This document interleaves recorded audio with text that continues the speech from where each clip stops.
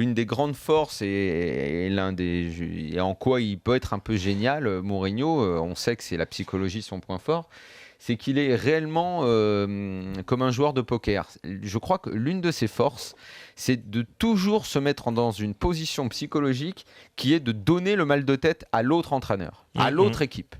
Ça, c'est sa grande force. Il envoie, voilà, lui, il bouge en premier, il fait un truc, et c'est l'autre qui se retrouve toujours avec le mal de crâne de comment je vais m'en sortir. C'est ce qu'il a fait avec Blanc, c'est ce qu'il fait avec Simeone. Il lui dit, moi, je vous emmerde tous, je vais blinder. Maintenant, trouve-toi la solution. Moi, je te blinde, j'agis en premier, je fais ça.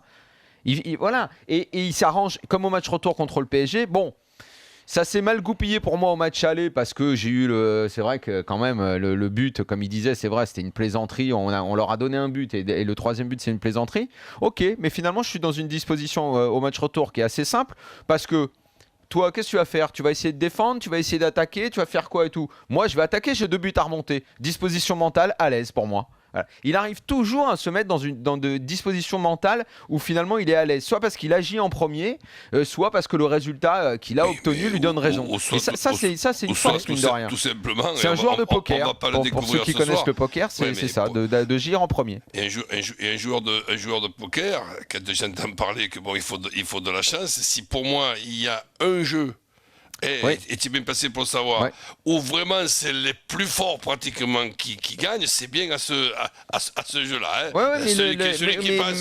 Mais la chance, en fait, il se met dans des probabilités tellement hautes. Bon, vas-y Roland, excuse-moi. Et je veux dire par là que en face de lui, là, il a Simeone. Là, il lui a foutu un mal de crâne à Simeone. Oui, mais non, il a foutu un mal de crâne.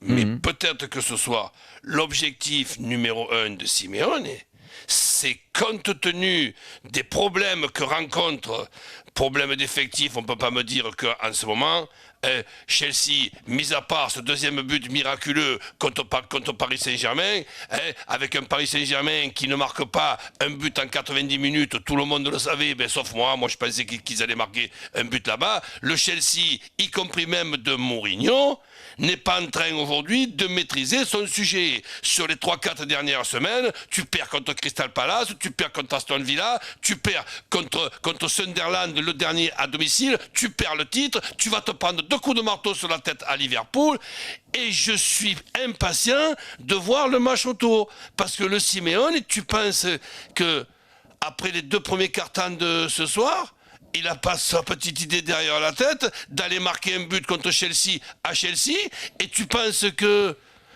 Chelsea est capable obligatoirement, parce qu'ils sont à Chelsea, de marquer 2 ou 3 buts à cette équipe de l'Atlético. Arrête.